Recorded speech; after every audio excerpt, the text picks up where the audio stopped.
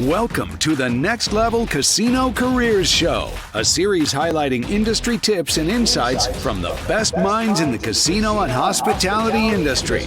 Enjoy the show.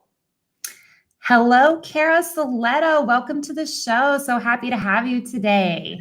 Hey, I'm so excited to have this great conversation. I can't wait. So for those of you that may not know, Cara Silletto is the president and chief retention officer at Magnet Culture, and I'll let her speak to that a little bit later. She's been a guest speaker for over 30,000 leaders all across the country, and she's the author of a book, Staying Power, Why Your Employees Leave and How to Keep Them Longer. That's just a few nuggets for you to give you all, but I'm sure that she'll fill you in a little bit more. Cara, we don't like to read a bio because we want to hear from you personally. So can you share a little bit about your origin story, where you grew up, what got you into the industry, and where you are today? Sure thing. So I live in Southern Indiana. You may pick up a little bit of a Southern drawl as I talk today. I'm just outside the Louisville, Kentucky market, or as we call it, Louisville. And so I keep leaving the Louisville area, and then it keeps just sucking me back. So I keep landing back here even after several moves over the years. But I have been in the theater world for a long time, and then got a business degree and realized that being a professional speaker and trainer is the best blend of both of those worlds, that it's like performance, but also solving business problems up on a stage and through storytelling and examples and great conversations and strategies that we bring to the table. And so I just am so excited to be doing what I do today. And then I did not wake up one day and say, I want to be a retention strategist. But instead, I actually earned my MBA from the University of Louisville in entrepreneurship. And they taught us to listen to the market and solve a business problem. So when I started my business 10 years ago, everyone was complaining about millennials, and I happen to be one of the oldest millennials. So I started with bridging the generational gaps. And then we realized why companies wanted to bridge generational gaps was to reduce employee turnover. If you don't know your people, you really can't keep them very long if you don't understand them and know what makes them tick. So did a lot of generational work the first few years. Then we expanded into all things retention. Why do people stay? Why do people quit? And how do we keep them longer is what they really want to know. That's what we've been doing for the past several years. It was kind of that blend of my background and then just listening to the market and figuring out what works and what doesn't. And that's what we do today. And thank you for sharing that. And congratulations. I know you're celebrating 10 years at Magnet Culture. Woo-hoo! Yes, thank you. This month is our 10-year anniversary of our business. So it's a big milestone. Definitely something to be proud of and celebrate. Mm-hmm. So just jumping right in, reducing turnover, that topic. So I believe it begins, or I believe most people probably assume it begins in the interview process. That's where you can kind of reduce the turnover by some of the questions we ask or what we look for as leaders. Any tips or advice on things that leaders can do during that process? Yeah. So one thing to keep in mind is that today, candidates, applicants, and even our staff that we have, they are considered internal customers, right? So we serve guests and external customers all the time, and we focus on the customer experience and improving customer satisfaction and all of that. So if we think about the folks that we want to attract and hire and keep, if we think of them as customers as well, then it makes this much easier, because then you think about, okay, even in the job description, if I could go one step earlier in the job description and the job postings, are you incorporating the marketing message of why would someone even want to come work for us? What are we putting out there that would attract, like a lure that a fisherman uses? Right. What kind of lure do you want to put out there to attract the right kind of fish? You're not going to use a fly fishing lure for catfish, who are the bottom dwellers, right. That type of thing. So you got to think about, what are you putting out there as your image, as your brand, and then start winning them over. as soon as you start that communication with them through that interview process that you're talking about, and talking about why would someone want to work here? What's great about working here? What opportunities do people have here, even beyond the job that they're applying for right now? But what does that look like in the future for those folks? So yes, absolutely. Just shifting the conversation, not to, are you qualified? What have you done in the past? Not just that, but here's what we have to offer you if this is the right fit.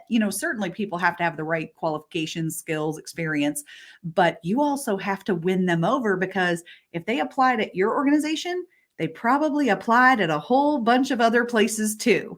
It's pretty easy these days with the internet to apply to 15 places in an hour. So we have to really think about that employer brand that we have. And then it goes all the way into the onboarding process as well.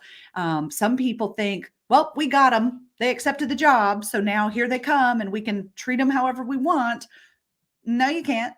Right. Because they are probably, remember those other 14 places that they applied to? At that point, they're probably still getting phone calls for interviews and job offers elsewhere, even after they've started with you on day one. And we have to continue winning them over because they are still customers to us. Yeah, no, most definitely. I 100% agree. And I think as applicants as well, you have to do your research, you have to network and talk to individuals to make sure it's a good fit.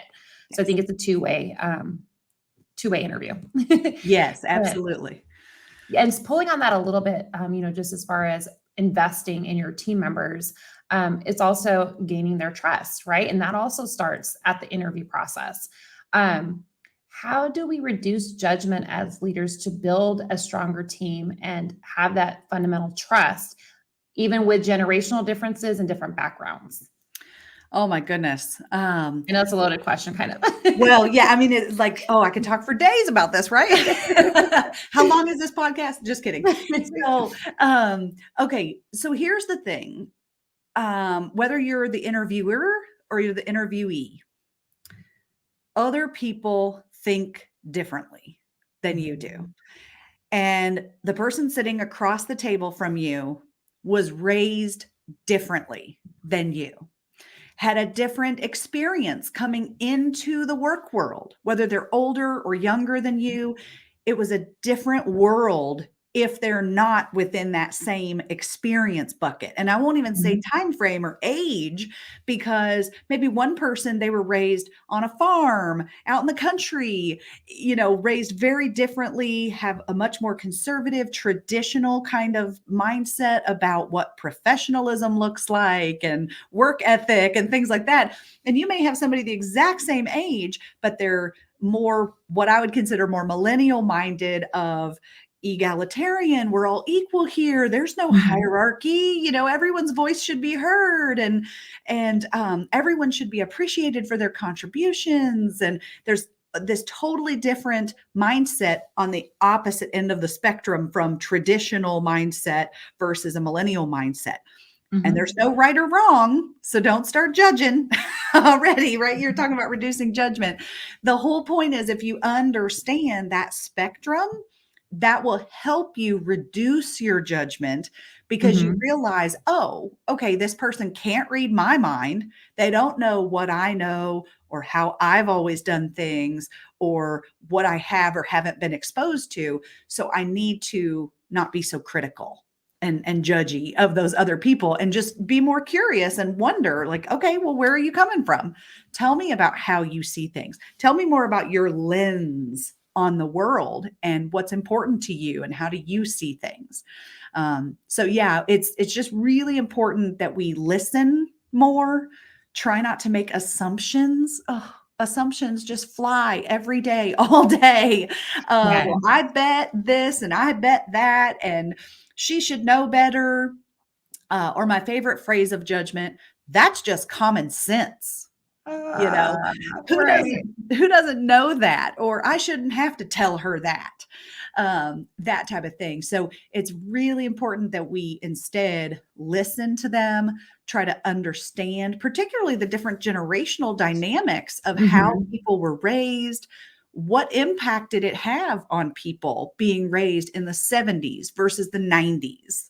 you know, and of course, every single generation says that the next generation is so entitled because they had the next best thing, right? I mean, people thought that Gen X, they thought, oh, you have microwaves as Yeah. teenagers? You're so entitled because I had to cook my food on the stove, you Oh, you know? have a remote control? We had the dial-up TVs. Yes, yes. I had to walk up, you know. I remember people saying, I was my dad's remote control. Right. He Oh, would no, just so true. he would just Yep. say, go change the channel, right? Yeah. So every generation says the next generation is entitled. And I, as an elder millennial, I feel that way about Gen Z that's up and Mhm. coming. It's like, wait a minute, you get to watch what show you want when you When want you to watch want, it. right. Or you don't have to go to the library and find out the hard way if your book's there. You could just look it up at home on the computer. Like, we couldn't Yes. do that. We had to, like, look at the shelf through the shelves and see if the book was there. There was nothing that told us whether the book was checked out or not. I'm Right. probably going way too far back. Oh no, I remember my lesson back in the day on the Dewey Decimal System. Gosh, yes, You yes. know how they were all categorized at the library. And now not only do you have to not go to the library, but You can read online. it's online already. Yeah. So, you know, everything is at our fingertips. In fact, my favorite way to describe Gen Z, I'm not in a derogatory way at all, but I do believe it is the on-demand generation. You know, the younger generation that only knows a world with iPhones Yes. and smartphones, ever since they were at least middle school, if not younger, they've Mhm. had everything at their Right at your fingertips. fingertips. And with Yep. Netflix now, you know, all of that. Because I mean, even my 8-year-old son, he doesn't just tell me what show he wants to watch. He tells me which episode of which season of which Yes. he wants to watch.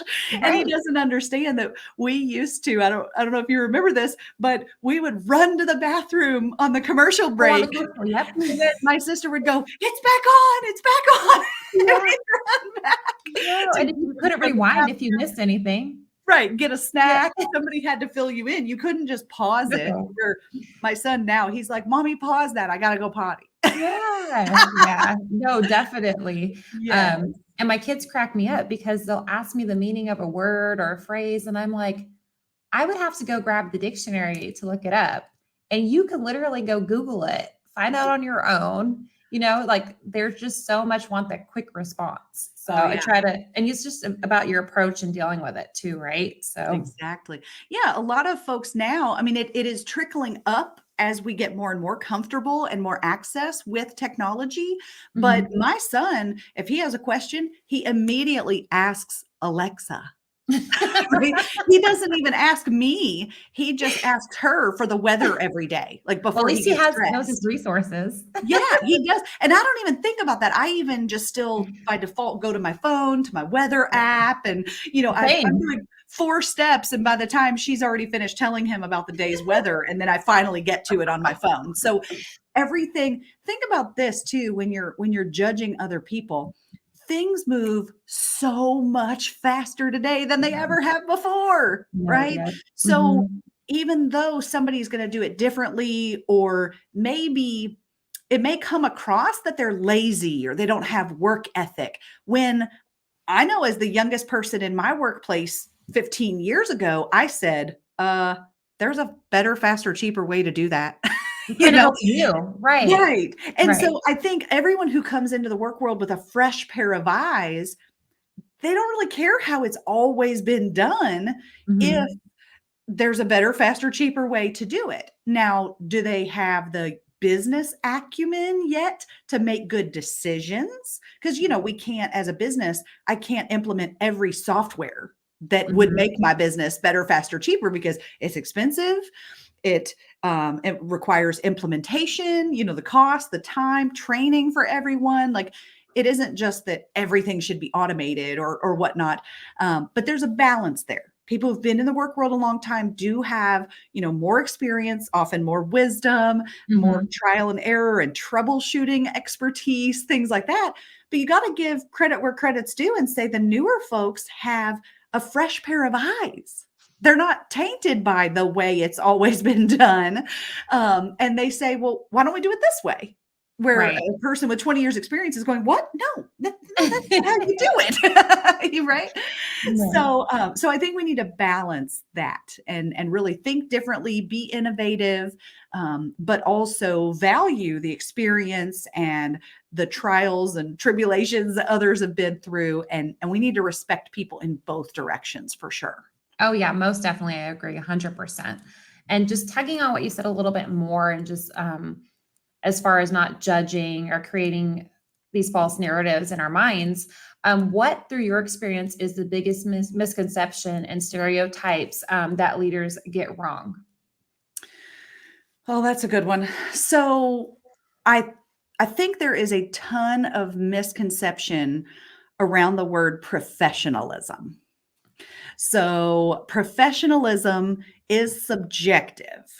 And it is your opinion whether my purple hair here is professional or unprofessional for your work environment or for working for you. Not even the company's decision, but just for you Mhm. as a leader or a team member. Do you think purple hair is professional or unprofessional? And that has evolved over time. You have a lot of people today that said, well, 15 years ago, I would have never hired someone with purple hair for my front desk. Right. But today, that's no big deal. A lot of our guests, our customers, they all have purple hair too. So it has changed, the visible tattoos and piercings and things like that. I do think in our general society, some of that has evolved as less offensive, things like that. But we still think that so many things relating to the way a person works, a way a person shows up to work, the way they dress, the way they talk, the hours they work or how they work. Oftentimes, back to the judgment conversation, we're Mhm. judging others because, oh, well, they're lazy. I work the appropriate amount of hours. I work 45 to 50 hours. They only work 40 to 45 and they're lazy, or they're not a hard worker. And Mhm. they're saying, I got all my work done. I did Doing it more things, efficiently. yeah, actually Yeah. faster than you did. so, so I'm good to go, right? And I got everything finished. And it isn't just about, well, in the past, it was visibility at work in your role at your station, your desk, wherever you're working.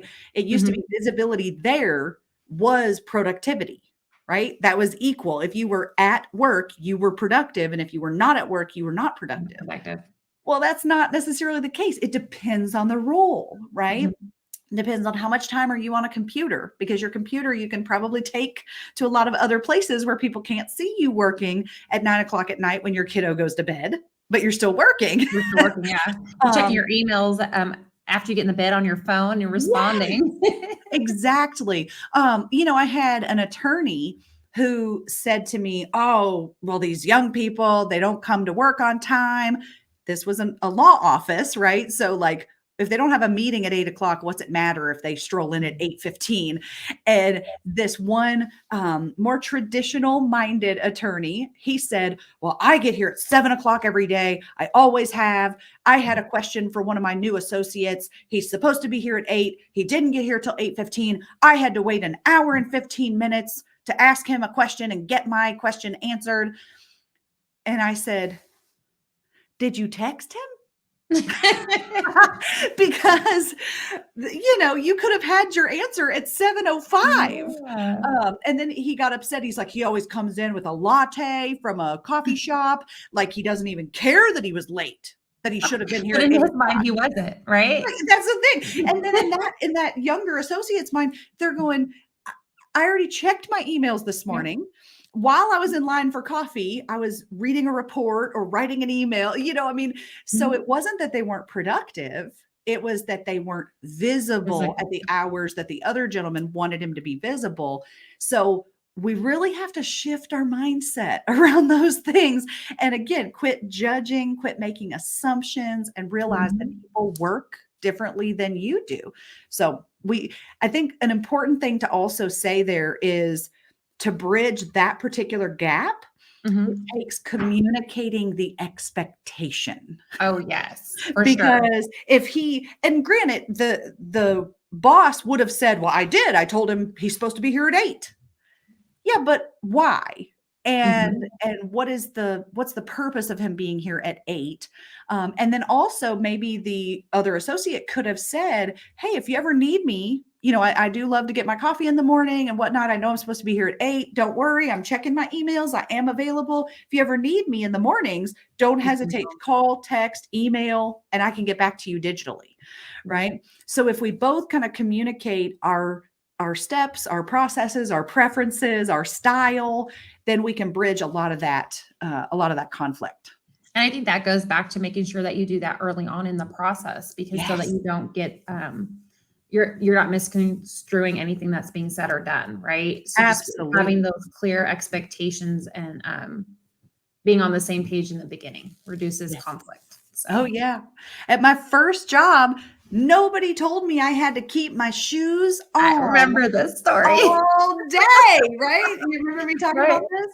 I mean, it was crazy. And other people were judging me like, who doesn't wear their shoes around the office? That's unprofessional. That's ridiculous. But I didn't think You about know. it. We didn't have any guests or customers coming in, right? It was Mhm. just an office of 10 of us. So I didn't think it was a big deal to walk to the copier barefoot. But the people in my own office were judging me and talking about me behind my back. And so some people would say, well, that's just common sense. Keep your dang shoes on. But I didn't know that. And so Mhm. until someone explicitly told me, hey, I think you would get more respect around here for the good work you're doing if you kept your shoes on all day. That's when I changed my behavior because I mean, as silly as that might sound, I honestly did not know that they cared. It was no big Right. deal. I'm just walking to the copier. Give me a break. Yeah, Right. my shoes gave me some blisters. I need to, be comfortable so I can Yeah, get this work done. exactly. That's what I was thinking. So, yeah. Shifting gears a little bit, according to the latest data, the job sector has responded and unemployment is currently at a good rate. In your opinion, is this temporary or is this something that we will continue to see? So I definitely believe we're going to continue to see a lot of shifting, right? The great resignation, we're still seeing a lot of people quit jobs. And so I think there will continue to be some reshuffling and shifting as people reset their own priorities in life and Mhm. what do they want to do and what kind of work do they want to do? Do they want on-site work, off-site work? Um, set schedules, first, second, third shift, all those decisions that people have to make for themselves and their family. So I definitely believe we're not out of the woods on the job hopping and people quitting, but I will say there are a lot of organizations who are putting forth the retention initiatives that work. They're training their managers to be better supervisors and leaders. They are putting in place better onboarding and even those better interview techniques and interview Mhm. questions and winning people over better. They've got the right kind of incentives in place, not just well, you start on this day and then 365 days later, you get more PTO and a little pay bump, but they're Right. actually, we say to take that 1 year carrot and kind of chop it up into Mhm. smaller incentives throughout that first year. And Keep so people companies, motivated. yeah, yeah, just little things, right? That keep people motivated to come back because the market is still so hot. Mhm. Right? Now, there are a couple sectors who are slowing down. We've got a lot of tech companies that are starting to do layoffs now with an impending recession on the horizon here. So you do have some industries, and certainly out west, we're seeing a little bit more of that than we are Midwest or over East Coast and whatnot. So it depends on where you sit and what kind of industry you're in. But everybody else that needs people that hires people for lots and lots of jobs, especially frontline jobs, they still need more people. There is still a labor shortage. And I would say it's a combination of a skills gap that the jobs that are available don't match the skills of the people who are unemployed. So we have that problem going on. We also have an interest gap because there are a lot of people who are unemployed that aren't interested in the type of jobs that might be available. For example, a lot of American born workers don't want heavy labor jobs. They don't want to get dirty. They don't want to get their hands, into it, or they don't want to have to work out in the elements, heat, cold, rain, things like that. And so there's a lot of there's a lot of things that go into it. It isn't just that, oh, there's more jobs available than people. It's also the skills gap, the interest gap. We did not have any legal immigration for almost 2 years during COVID. And so we lost a lot of that foreign born workforce. And I've talked to several economists about the fact that we have a laborer shortage between, teenager to age 30. And our birth rate isn't going to fix it. You can't birth a 25-year-old. So in a lot of ways, that's where we're going to have to consider more immigration policy changes and working with organizations to bring in more foreign-born workers, as well as automation. In the past, automation was a dirty word, like, oh, that kills jobs, and the workers didn't want automation. But now there aren't enough workers to fill all the jobs. So the employers have to employ more automation. And today that automation is also, there's a greater ROI. Because if you used to have $14 an hour labor, it didn't make sense to automate that job. But now that job is $18 an hour, and we can't find anybody for $18 an hour to do the job. So now it makes more sense to automate some of that role, those responsibilities, or at least supplement that role with automation and software and technology. To create better efficiencies, definitely. Absolutely. Yeah. So a lot of big things going on there with the market, but yeah, we have to think differently moving forward. So you did touch briefly on the working from home versus working on site. What's your recommendation and opinion on this topic? Because it's been a hot topic, ever since COVID started. Okay. Well, one piece is more jobs today are untethered than ever before. Because of the internet, because of phones and apps, now you can DoorDash and do, Uber and Lyft and things like that, or even start your own Etsy shop, or, all these different opportunities that you have to be your own employer, to be a business owner, really on your own, and to set your own schedule. That's what a lot of people love about it. I mean, you flip those driving apps on and off. Like, I'm going to go run some routes real quick. And then go get the kids. Yes. And then go back to work and then do some yoga. That's it. Or your friend calls and goes, hey, want to go shopping? And you're like, yeah, sure. And you turn it off and you go shopping for a while. Say, I'll run some routes later to make cash.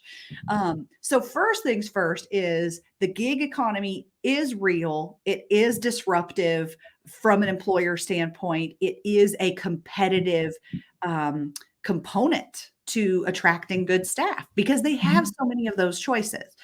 Then on the other hand, we also have the fact that some jobs cannot be done from anywhere except at the job, right? That was going to be my next question on how do the 24/7 industries, like what challenges do they face with this, and any insight that you would give them? So thank you for jumping in. Yeah, sorry. I'm going to merge these two together because I like it.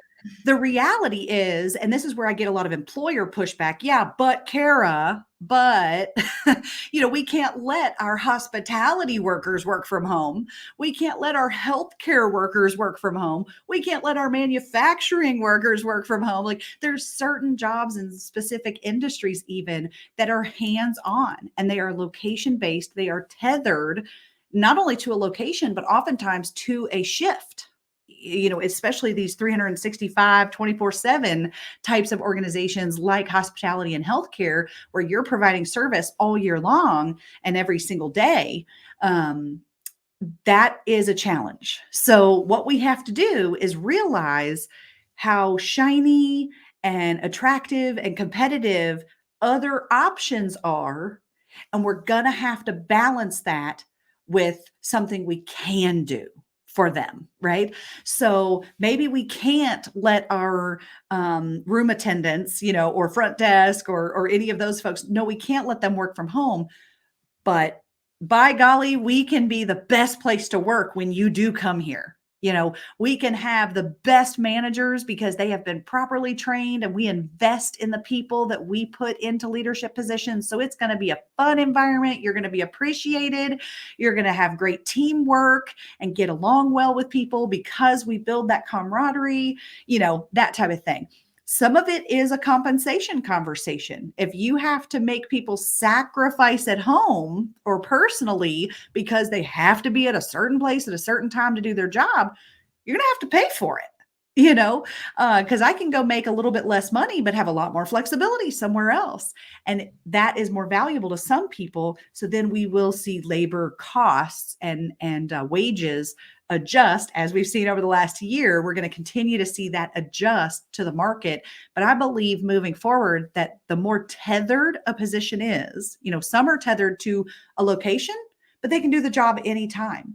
My aunt was a custodian for a school, and they said, you just have to have these teachers' rooms cleaned between 4 p.m. and 6 a.m. But we don't care when you do it, right? Second shift, third shift.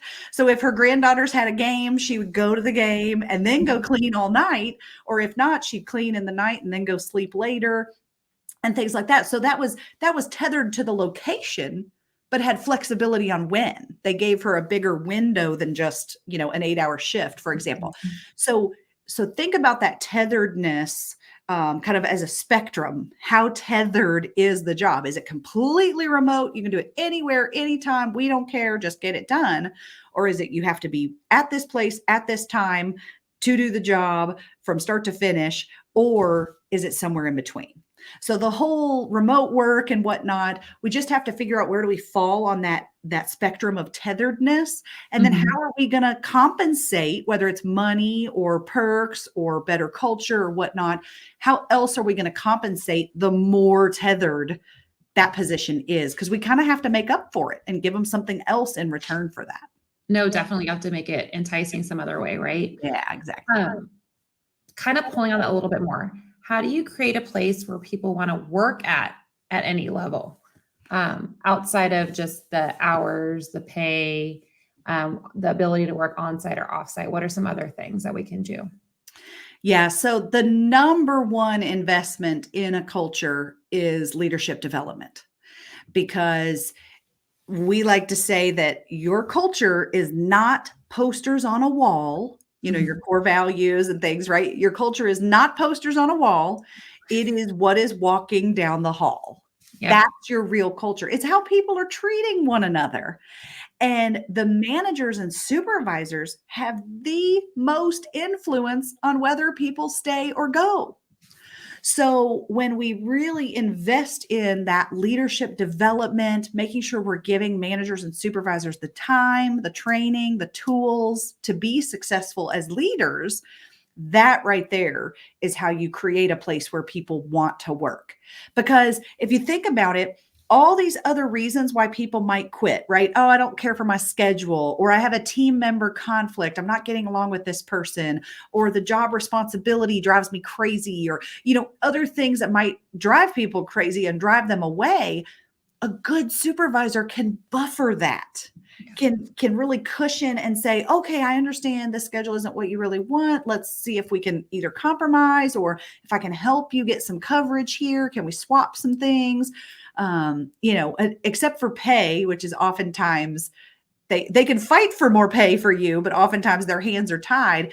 Almost everything else they do have control over and can buffer or cushion that and smooth it out at least a little bit. Even if they can't resolve it, they can listen to you, understand, hear you out, appreciate what you go through, validate that, and acknowledge it. Even that type of stuff can often make it where someone will stay, even if it's not the perfect situation.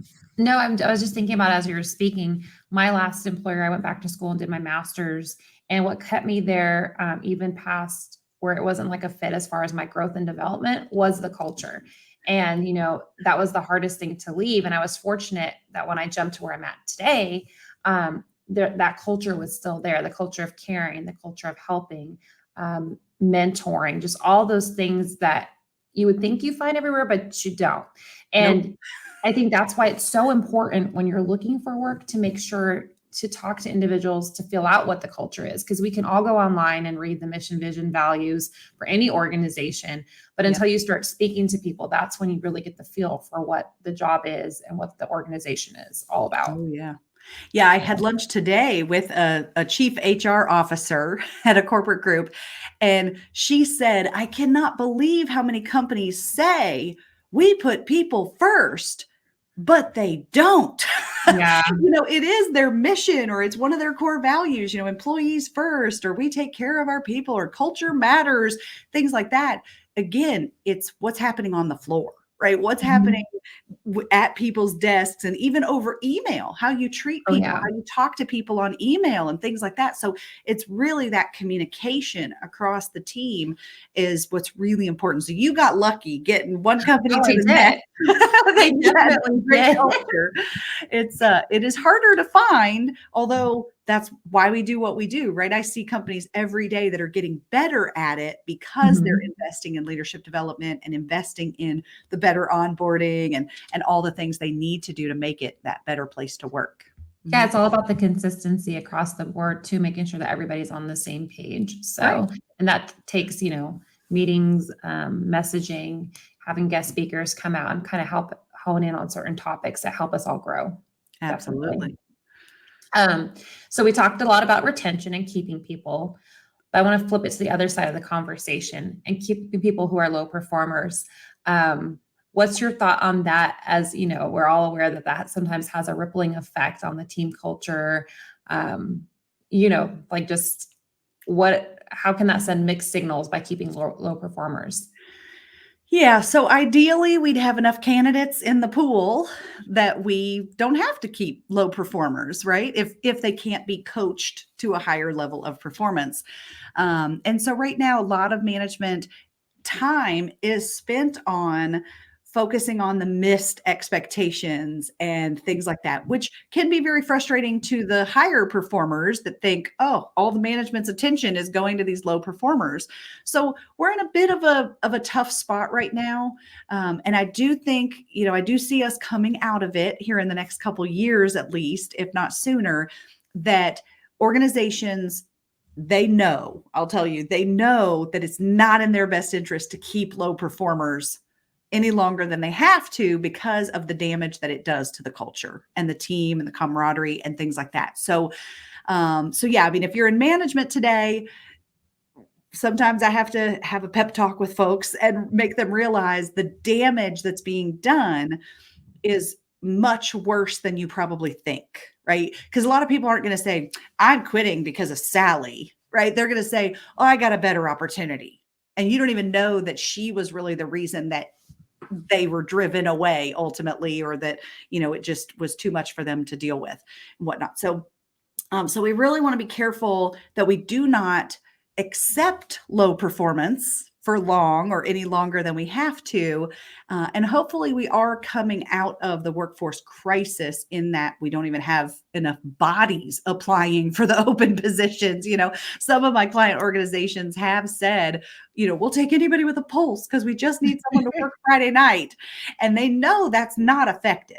That's not the right way to hire people. That's not a sustainable model that's going to work long term. And so, first things first, we try to coach and mentor low performers into higher level of performance. But if they're not coachable or not raising their skill set and shifting their mindset, really, if that's what's needed, then it's definitely time to part ways with those folks. And even if that means, there's a fine line of, even if that means that we would be short-staffed for a bit, at least it's going to keep you from driving away the better performers who are so frustrated by working with that person, they don't want to be there anymore.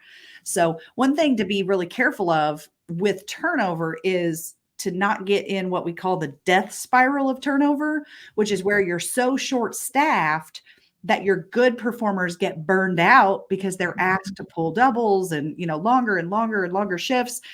and then they just can't do it anymore. So then they start to leave and you can't replace those positions. And the new hires who come in see what's going on and say, I don't want to be a part of this. And Yeah, they they don't wouldn't. stay, So we have to be really careful not to get into that. So it is that fine line of low performance right now. Typically, I would tell organizations, do not put up with the low performance if it can't be coached to a higher level. But I do understand right now that sometimes we have to take even, a C player or even a D plus player to get the job done and to serve our clients and customers that we need to serve.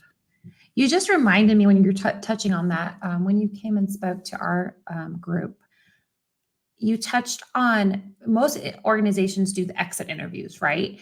You spoke to stay interviews and the importance of those. Mhm. Can you talk a little bit about that today? Because I actually did one with my boss after you spoke to it, and I thought it was awesome. Yay!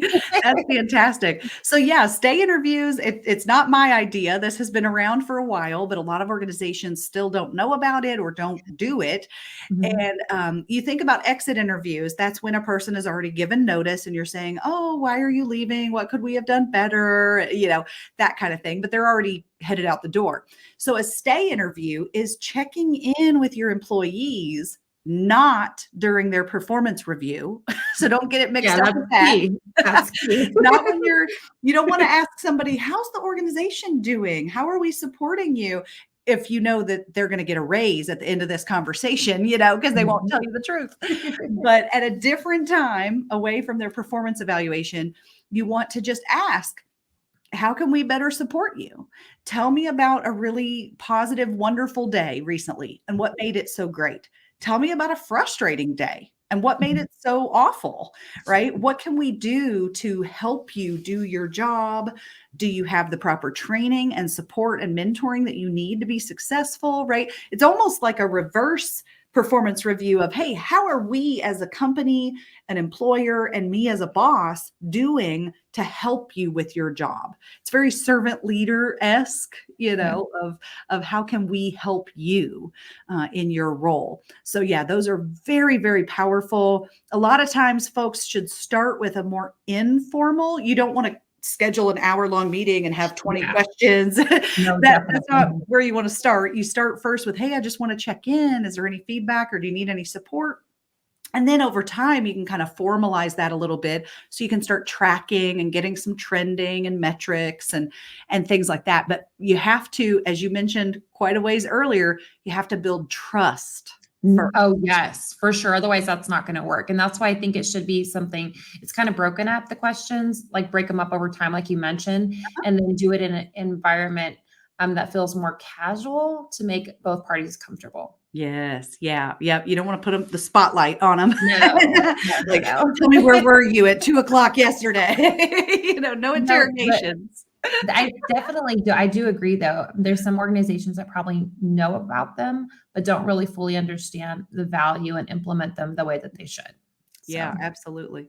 And we have a little guide to implementing those. If you go to magnetvault.com, that's our hidden website of retention resources. There is a stay interview implementation guide. So it gives some sample questions and how to and the things to avoid when you're getting started and whatnot. So you can go download that for free. And if you want to try that, or even if you're a team member and you want to do that with your boss, you can give it to them and say, hey, I would love to, give this feedback and kind of have this type of conversation as well. yeah, because that's definitely where we went and how we did it. So, and it works. Yeah. Yeah. It makes you feel valued as a team member going to your boss and doing that, and Mhm. or vice versa. So, Yeah. just speaking to leadership, what are some common questions you get when working with leaders? Like some top questions that come up repeatedly. Yeah. How do I get people off their cell phones? Do you have a suggestion for that? A basket when you walk into a meeting, or do you No. think Well, first of all, mirror the performance you want from people because I can't true? stand it when executives come in on their phone, but then they get mad when everyone else is on their Wow, phones. that's Like very you can't true. do that. No. So practice what you preach and mirror the behavior that you want to see in others.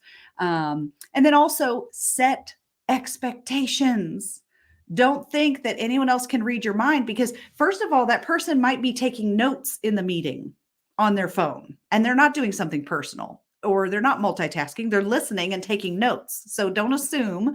And then also they may be checking email because they're thinking, I know I did this in some of my first jobs. I thought, hey, this little partial conversation, side conversation that's happening in the meeting, they don't need me for that. So I'm going to be productive and sit over here and check my emails and take care of some other things while they're deciding on that. And other people thought, oh, she's so rude, she's always on her phone. And I thought, hey, I'm trying to do the company a good thing and, be productive and whatnot. So a lot of it's about perception, expectations, those kind of things. So it's just funny because a lot of leaders complain about that, or punctuality. Like, why is nobody on time anymore? Because if you were in the work world 30 years ago, punctuality was king. I mean, that was, whether you were professional or not, was what time did you show up? And people used to say, if you're not early, you're late. And I'm glad that you touched on that, because now thinking back, when I first started working, I also remember it wasn't just about when you showed up. If you left at 4:59 and you were off at 5 o'clock, oh, you better wait till it's 5 or 5:01. Yes. It's just funny how everything was so much about the time rather than the work. Right. Absolutely. Well, and now we have pushed people to do more with less, do more with less, do more with less. And now, if you're talking about a person that's on salary, for example, sometimes even hourly workers, if they get off at 5 and they leave at 5:01, you'll have somebody else say, oh, what a clock watcher. They're lazy, That's so because true. that other person is working 45 hours a week or 55 hours a week, and I even have had that in past jobs. There was a woman I worked with. She left at 4:45 one day for a doctor's appointment. She tried to get the doctor's appointment as late as possible, but she still had to leave our office at 4:45. The boss came looking for her. This was a girl who worked late all the time. And the boss came looking for her. I said, oh, she just went out that door. You might be able to catch her in the parking lot. He looks outside. He says, he sees her driving away, and he slams the door, and he said, part-timer. Oh no. Yeah, like in front of all of us, right? We were in cubicles. And so we all saw it and heard what he said. And I'm thinking, this person meets every deadline for you. This person, punctuality was not her strong suit, but other things were, right? She was a great worker. She got the job done. She was talented at what she did. She just did it in a little bit different time frame than others might have wanted her to. And here he was, a leader, like, saying bad things about her. And we all were just like, oh my goodness. Yeah. She worked so hard, and then to be judged for leaving 15 minutes early for a doctor's appointment. It was just heartbreaking to all of us. And so, yeah, it's about setting those expectations, but also understanding the perception is different for different people. Oh, there's so much there. No, there definitely is. So speaking to that, you kind of just gave the example of something not to do as a leader. What are 3 traits that you believe every great leader should have? Oh, empathy. Don't just know your people, care about your people. And that can be felt 100%. Yes. I've had both. I think we've all had like examples of both ways, right? But I do agree that's a huge one. Yeah. So really empathy, and really caring about your people. I think authenticity is key today, because if you're putting up a facade, or you're separating personal from professional, and these are my colleagues and these are my friends, and you're very disconnected, that seems very disingenuine to a lot of people, that you're not showing me the real you. Wait, you don't want to be my friend on social? What are you hiding? We work together, right? Even if you're their boss, they want to be work friends and want to have that connection. More of today's workforce does. So definitely empathy, authenticity, and I mean, I just can't say it enough, and I don't know how else to describe it, but communication, Oh, which that's a huge, huge, it huge one. is. And I mean, I could list 50 different things by what I mean for that, but definitely listening. Communication Mhm. is not just about blah, blah, blah, blah, blah, blah, blah, blah, blah, blah, blah, blah, blah, blah, blah, blah, but also listening to people, Mhm. because it's good communication to be the receiver as well as the sender. Um, and I teach all the time that leaders have to cascade information, and they sometimes forget that. So after every important call, every important meeting, an important email you receive, you have to think to yourself, okay, who else needs to know what just happened? Yeah. And you have to connect the dots. We call that cascading that information to the right parties. So really continuing to be a good communicator as we have more and more generations, newer generations coming into the work world. People have different styles, people have different behavioral and even emotional intelligence, those Mhm. kind of things. And so the better you can flex for that diversity on your team, you're going to be a better communicator. Yeah, 100% agree. And I think that's what we've talked about earlier, helps with the trust, the consistency across the organization. I think all three of those are huge for the trust and the consistency for Right. sure, and retention. Yeah, exactly. Ultimately, keep your people longer if you do all of these things. um, any advice that you would give for those that are stuck in their ways, that have a hard time changing their way of doing things, whether that is communication or whether that is, you gave the example just a minute ago, of being friends with individuals, even on social channels. So Yeah. I'll be honest, when I, maybe like 10 years ago, when I first got Instagram, Facebook, I was hesitant to be, because I kind of try to create that separation between work and personal. But Yep. then that did shift, because you do have, like you mentioned, you do have to have those everyday human characteristics to build the relationship and the trust with everyone that you work with, right? Whether that's your leadership, whether that's someone you manage, whomever it may be. So I've changed my thought on that since as well. So, but it's kind of got off topic. Sorry. So any advice that you would give for individuals that are stuck in their ways? Yeah, if you're stuck in your ways, a couple things come to mind. One is, would you want to work for you? I like that one. No, I That's like the that first one because question. Okay. So I like ideally, it. if you had your ideal boss, would it be you? And Yeah. if not, you might want to adjust the way that you're doing some things, right? Um, Also, if you are frustrated by the way other people are doing things and you want to keep doing it your way, I think asking more questions and trying to figure out the backstory. So a lot of our generational work is teaching people why the Mhm. millennials think the way they do. And it goes back to what happened in our society. In the 1980s, we had a lot of divorce, for example. Divorce peaked in the US. Then in the 90s, we had all these mass layoffs as companies were offshoring and outsourcing and things.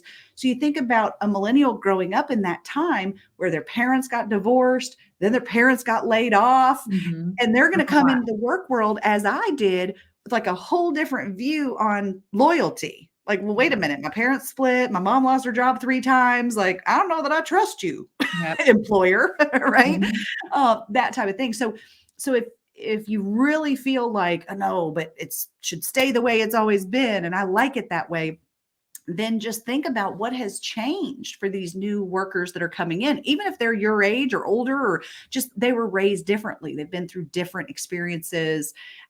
So again, being more curious about that, learning about it, asking more questions, and trying to see things from a different side. Because I ask myself all the time, what if I'm wrong? Right. It's a powerful question, because I think I know what I know, right?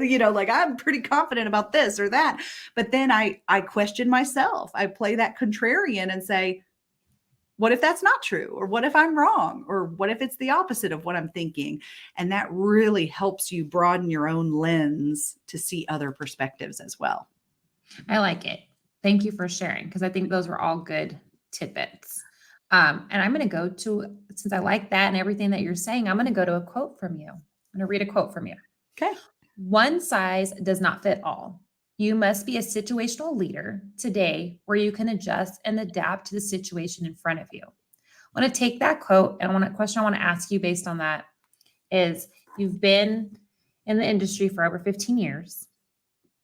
What differences have you seen? What have been the biggest challenges and the most rewarding moments that you could think of? Oh, wow. Yeah. So one size no longer fits all is about that tremendous amount of diversity that we have today in the work world. My mom did not have exposure to much when she was a kid. They only had 3 channels. Everybody watched the same 3 channels and talked about it at school or work the next day. She even grew up with all people that were the same religion as her. Everybody on her block went to the same church and the same school and that type of thing. And it wasn't until she left that small community that she had exposure to diversity. And I'm not talking just about skin color, right? That's where we go immediately when we think diversity, but I'm just talking about different religions, different upbringing. She was born on a small farm and she had not really interacted much with people from a city, that grew up in a suburb or in the city area.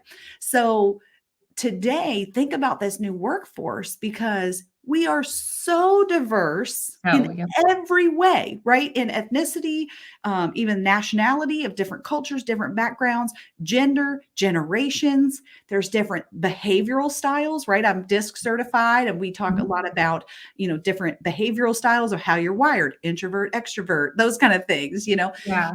Then you have on top of that your own communication preferences.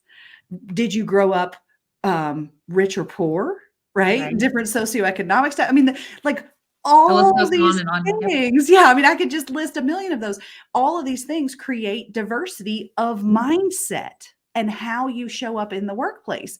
And so that's why one size no longer fits all. It used to be, this is how I manage people. This is how I communicate. This is our policy at the company. And that just doesn't fly anymore because you're going to have exceptions to the rule. The way you train or mentor an extrovert is different than the way you train or mentor an introvert. I'll give you a heads up. If you're going to do stay interviews, warn the introverts that you're coming. Yes, so they have time to think and process. Yes. Even on my staff, like my introverted team members, we brainstorm out loud, okay, let's just think about this real quick and think of ideas. But the introvert wants to be told what the agenda is going to be and what we're going to be brainstorming so they can think about it before they come or be given time to think about it after we've brainstormed a little bit together. And that's okay. That's the other thing that I think that we need to mention. That's all right. Totally. It's a different podcast, but we've built this world around extrovert expectations, like that extroverts win, and we're not giving space to our introvert friends and colleagues for that. So if you're a great manager, you know that. You know how to talk to the different people on your team. You know how to warn them and prepare them both properly. You tell me I'm an extrovert. I'm a think out loud kind of person. You tell me to prepare with thoughts for a meeting. I'm probably not going to do that. I'm going to come in and we're just going to brainstorm on the fly. And that's how I work best. But other people are not that way. So yeah, it's all about that diversity. And the best managers I know understand that one size no longer fits all. And their job is to flex and adapt to that environment. No, definitely. You have to be able to accommodate, adjust, adapt. That's the only way that you'll be successful and create an environment that promotes growth and development, right? So, before I ask you a few final questions and thoughts, any hot current topics that you want to touch on that we may have not organically touched on already? Yeah, the big one everyone's asking about is quiet quitting. Yeah, that's been a hot one.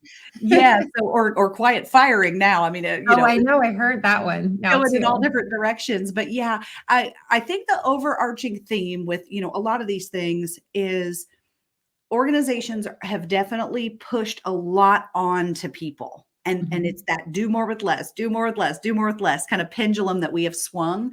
And I'll say the workforce is just done. They're just over that push, push, push, push, push, go, go, go, go, metrics, metrics, metrics, hit the number, hit the number, hit the number. And now people want their lives back.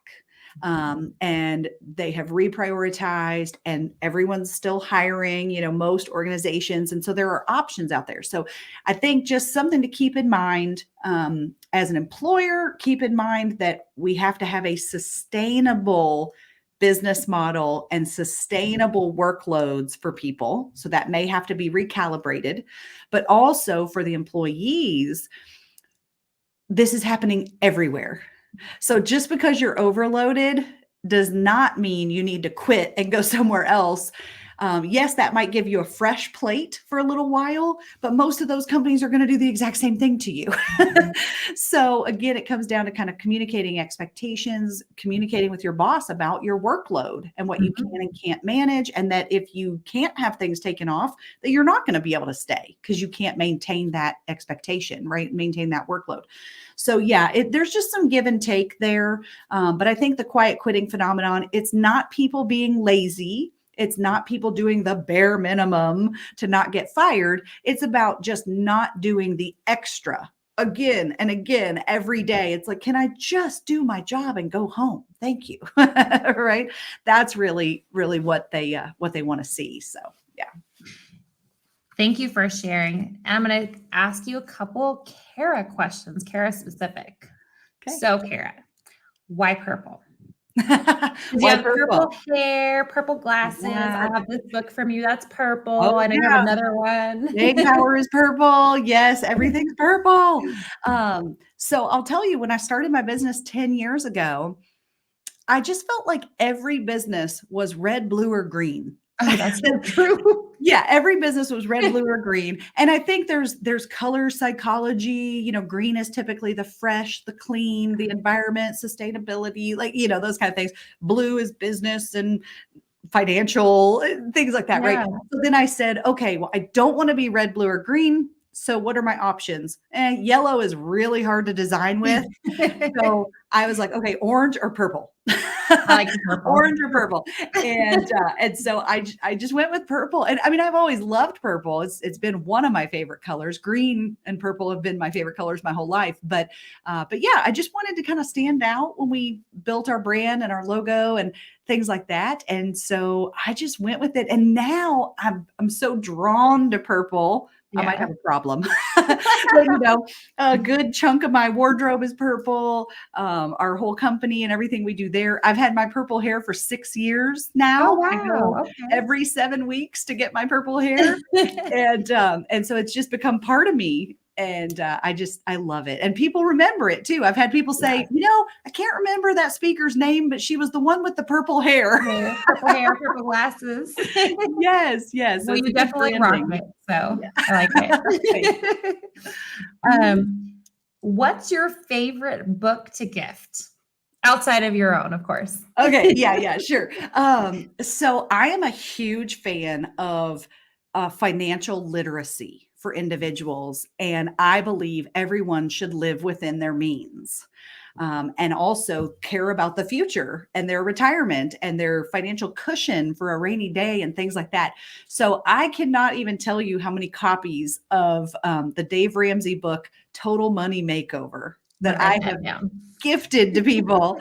Total Money Makeover. He's got a bunch of books, but that one is my favorite because it is a step-by-step guide of how to get out of debt, how to build wealth, or how to build your financial cushion and get more financial peace in your life. In fact, I think another book he has is Financial Peace University, and that's a whole training program and whatnot. Now, don't take that as I'm like promoting him or whatever. I don't agree with everything he says. But there are a lot of things that I really love. And I feel like that book just gives the 101 and really shifts the mindset, especially for younger people that haven't managed their own financials before or for very long, or don't understand what their future finances are going to look like. It's just a great starting point to do that. Well, thank you for sharing. Yeah. And final personal question, and then I'm going to ask you a question we ask everyone before we end the podcast. Okay. Who has been your biggest role model and why? Oh, hands down, Mama. I like it. I'm sure you get that answer all the time, but my mom is just one of the most positive people on the planet. And she always finds the silver lining of things. She's an uber optimist. Um, she just taught me to always see the good things, right? Even one thing we joke about in our family is I do not have the perfect body, you all. I know you can only see me shoulders up here, but I got curves and I'm a mom. I've got a mom bod and everything. Never got rid of some of those mom pounds after pregnancy and things like that. And so here's just a silly example, but my mom taught me to focus on the assets instead of focusing on what I'm critical about with my body. Cause I could, grab my love handles and be like, oh man, I hate these. But instead I'm like, look at this smile. Like I smile all the time and I have good teeth and And the smile's contagious. yes, So yes. that's And it. I love fun glasses and things to accentuate my eyes and whatnot. So I don't think I'm like a 10, oh, hottie over here, whatever. Like I'm not super like arrogant about it, but just in life, she just taught me focus on the assets, focus on the positive things, quit being so critical of yourself, of others. In traffic, she would always say, well, at least we're not the reason for the traffic. I like Meaning, that. yeah, I like meaning it. like we're not in the car accident that's up ahead. Right. We're just Yes. sitting here in traffic. That's no big No. deal.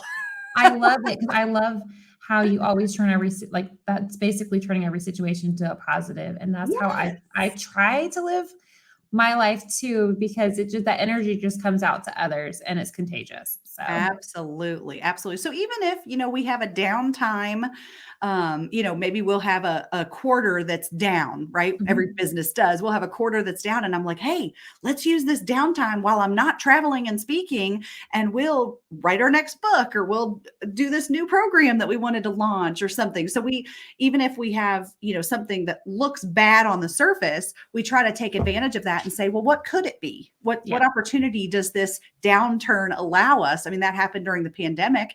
I wasn't traveling and training in 2020. And so we got all kinds of projects done. We built an online course. We made a virtual studio. We did all this other stuff behind the scenes. And I could have just went, oh, 2020 sucks for us. And instead I said, wow, I got all these back burner projects that we can finally get done right now. Yeah. So yeah, it's my mom. She gave me that outlook and still today does it every day. Oh, I love it. Well, Cara, final question. Put you on the spotlight. Next level casino careers, we're all about bringing value, no matter where individuals are in their career journey. Mhm. What three things can people do right now, no matter where they are? Three things, three tips. Yeah. So please ask questions. Just be as curious as possible. I'll tell you on my 40th birthday, or no, 35th birthday. I am 41 now. On my 35th birthday, I realized I'm the smartest I've ever been, but I'm the dumbest I'm ever going to be because I still had so much to learn. So just keep asking questions all around you, personal, professional life, everywhere. Keep asking questions. Surround yourself with smart people and talented people. I mean, people of all walks of life, right? But make sure that you always have some people that you're learning from and that you're constantly gleaning the positive out of people around you. Because even if someone isn't as educated, formally educated as you, or isn't as old as you can always learn from other people if you keep your eyes and ears open, for sure. And then finally, just make sure you are constantly seeking mentors. Again, personally, professionally, but that you're always looking for somebody to help guide you, to help you see things differently, someone that doesn't look and think and act like you do, so that you are expanding that lens, kind of, they say, broadening your horizons, thinking about things differently. So yeah, that would be three things I think everybody should continue to do. Thank you, Cara. I enjoyed having you on today. It's always a pleasure to hear you speak. Look forward to connecting with you in the future. And again, thank you so much. Thank you. This has been so great. Good luck, everyone. Have a great day. Thank you. Check out more episodes on nextlevelcasinocareers.com.